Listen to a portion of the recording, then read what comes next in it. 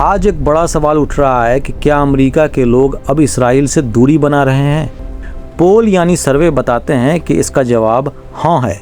यानी अमेरिका में अब लगभग 60% लोग इसराइल को लेकर निगेटिव सोच रखते हैं और ये तादाद लगातार बढ़ रही है। साल 2025 में ये तादाद 53% था, जबकि 2022 के मुकाबले ये लगभग 20% ज़्यादा हो चुका है। इससे साफ दिखाई देता है कि वक्त के साथ लोगों की राय धीरे धीरे बदल रही है। इस बदलाव में सबसे बड़ा हाथ नौजवान अमेरिकियों का है।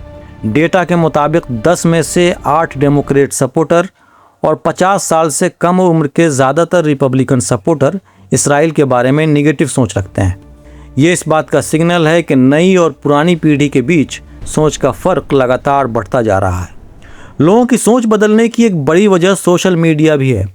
अमेरिका के लोग अब रोज़ अपने फ़ोन पर गाज़ा, लेबनान और ईरान में हो रही आम लोगों की मौत और तबाही की तस्वीरें और वीडियो देख रहे हैं।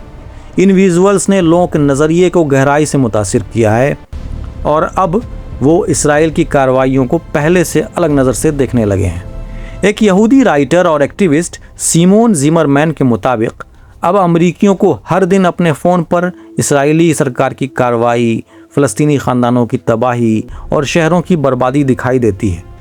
यही वजह है कि अब लोग इसराइल के बारे में सोचते हैं तो उनके दिमाग में यही तस्वीरें उभर कर सामने आती हैं। इसके साथ एक और बड़ा बदलाव ये है कि इसराइल का क्रिटिसिज्म सिर्फ एक आइडियोलॉजी तक लिमिटेड नहीं रहा। पहले ख़ास तौर से लेफ़्ट या कम्युनिस्ट आइडियोलॉजी के लोग ही इसराइल को क्रिटिसाइज़ करते थे, लेकिन अब राइट विंग यानी दाएं बाजू के नेता भी खुलकर बोलने लगे हैं। टकर कार्लसन और मेगन कैली जैसे पॉडकास्टर का मानना है कि इसराइल को पैसों से मदद देना अमेरिका फर्स्ट पॉलिसी के ख़िलाफ़ है। अमेरिका हर साल इसराइल को लगभग 3.8 अरब डॉलर की मिलिट्री एड देता है और गाज़ा में जंग शुरू होने के बाद इस मदद में और भी बढ़ोतरी की गई है। यही वजह है कि इन मुद्दों पर अब अमेरिका के भीतर बहस और तेज़ हो गई है। डेमोक्रेट पार्टी के अंदर भी इस मुद्दे को लेकर डिफरेंसेस बढ़ते जा रहे हैं। कुछ नेता अब इसराइल को सपोर्ट करने वाली लॉबी से दूरी बनाने लगे हैं। हाल ही में एक वोट में 47 में से 40 डेमोक्रेट सीनेटर इसराइल को असलहा बेचने के खिलाफ थे। इससे ये अंदाज़ा मिलता है कि बिना शर्त सपोर्ट के ख़िलाफ़ आवाज़ अब पहले से ज़्यादा मजबूत हो रही है। हालांकि ये भी सच है कि पूरी पार्टी एक राय पर नहीं है।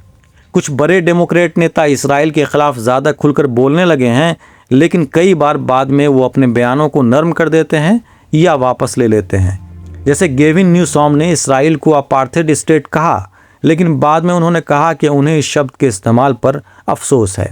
इससे ये पता चलता है कि इस मुद्दे पर अभी भी कन्फ्यूज़न बना हुआ है। इसी बीच इसराइल के प्राइम मिनिस्टर बेंजामिन नेतन्याहू को लेकर भी भरोसा कम होता जा रहा है। अमेरिका में 59% लोग मानते हैं कि उन्हें ग्लोबल मामलों में नेतन्याहू के सही फैसला लेने पर कम या बिल्कुल भी भरोसा नहीं है। अगर ज़मीनी हालात की बात करें तो गाज़ा में चल रहे वायलेंस के साथ साथ हाल के दिनों में हमलों में भारी तादाद में लोगों की मौत हुई है। रिपोर्ट के मुताबिक ईरान पर अमेरिका और इसराइल के हमलों में 28 फरवरी के बाद 3000 से ज़्यादा लोग मारे गए हैं। वहीं लेबनान में इसराइल के हमलों में मार्च की शुरुआत से 2000 से ज़्यादा लोगों की जान जा चुकी है। इन सभी फैक्ट्स को एक साथ देखें तो एक बात साफ नज़र आती है कि अमेरिका में लोगों की सोच बदल रही है और ख़ास तौर पर नौजवान पीढ़ी अब पहले जैसे नहीं सोच रही। सोशल मीडिया पर दिखने वाली तस्वीरें, जंग की ब्रूटलिटी और बढ़ती मौतों ने लोगों के नज़रिए को गहराई से मुतासिर किया है।